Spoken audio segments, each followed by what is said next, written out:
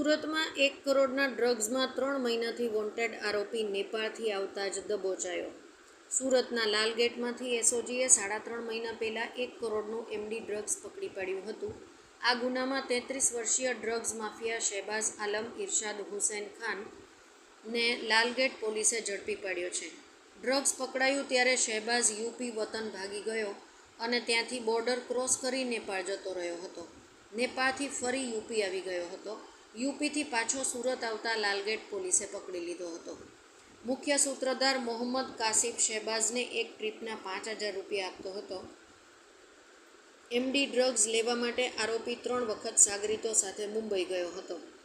આરોપી યાન વેસ્ટેજનો ધંધો કરે છે। મુખ્ય સૂત્રધાર મોહમ્મદ કાસિફ ઇકબાલ ઉર્ફે પસીના શેખ અને શહેબાઝ આલમ છેલ્લા 6 વર્ષથી ચાલાકીથી ઘરની બહાર લોક મારી ટેરેસ પરથી ડોલ મોકલી નીચે ગ્રાહકોને એમડીની ડિલિવરી આપતા હતા, જ્યારે ગ્રાહકોને ડ્રગ્સ લેવા અને રૂપિયા આપવા અલગ જગ્યાઓ પર બોલાવતા હતા। અગાઉ એસઓજીએ મુસ્લિમ વેશ ધારણ કરી ઉત્તર પ્રદેશની દરગાહ પાસેથી ડ્રગ્સ માફિયા કાસિફને પકડી પાડ્યો હતો। અત્યાર સુધીમાં આ ગુનામાં 8 જણા પકડાયા છે। ડ્રગ્સ માફિયા કાસિફના મોબાઈલમાં વોટ્સએપ કોલ મળ્યા હતા, જેમાં તેણે યુએઈ અને દુબઈમાં તેમજ મુંબઈમાં 12 જણાને કોલ કર્યો હતો। 29મી એપ્રિલે લાલગેટના લાલમિયા મસ્જિદ નજીક મદ્રેસા પાસે 2 ડ્રગ્સ માફિયા એમડીનો મોટો જથ્થો લઈને આવતા હોવાની માહિતી એસઓજીને મળી હતી।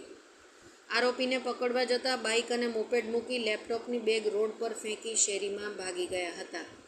બેગમાં પોલીસે ચેક કરતા તેમાંથી 1 કરોડનું ડ્રગ્સ મળી આવ્યું હતું।